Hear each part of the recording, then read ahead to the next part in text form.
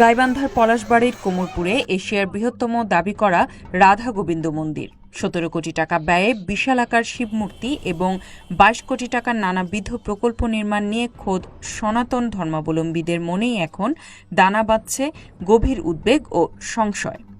ধর্মের নামে বিপুল অর্থের এই মহাযজ্ঞের নেপথ্যে থাকা ব্যক্তিটি আর কেউ নন, র্যাবের হাতে গ্রেফতার হওয়া বহুল আলোচিত আন্তর্জাতিক মানের প্রতারক হরিদাস চন্দ্র তরণী দাস ওরফে ধর্মান্তরিত তাওহিদ ইসলাম।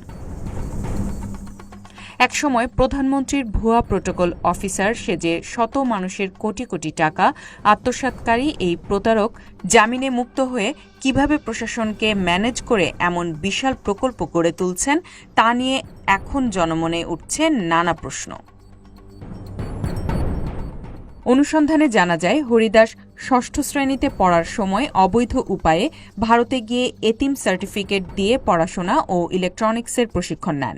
২০১০ সালে দেশে ফিরে উত্তরা ও ময়মনসিংহে সাধারণ মেকানিক ও সবজি বিক্রেতার পরিচয় থাকলেও ২০১৯ সালে ধর্মান্তরিত হয়ে তাওহিদ ইসলাম নাম ধারণ করেন।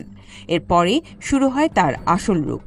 দামি গাড়ি ও পোশাক হাঁকিয়ে নিজেকে প্রধানমন্ত্রীর পরিবারের প্রোটোকল অফিসার দাবি করে চাকুরি, বদলি ও টেন্ডার বাণিজ্যের নামে কোটি কোটি টাকা হাতিয়ে নেন তিনি।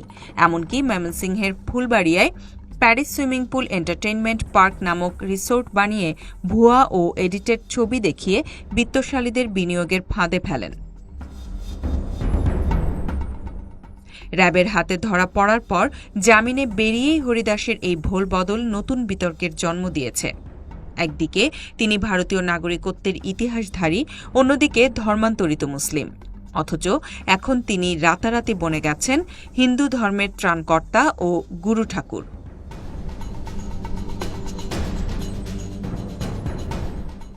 মুসলমান অধ্যুষিত এলাকায় কোটি কোটি টাকা ব্যয়ে একের পর এক বৃহৎ আকৃতির মূর্তি ও মন্দির নির্মাণের পেছনে তার মূল উদ্দেশ্য কী তা নিয়ে খোদ দেশপ্রেমিক সনাতনী হিন্দু সম্প্রদায় তীব্র ক্ষোভ ও শঙ্কা প্রকাশ করেছে।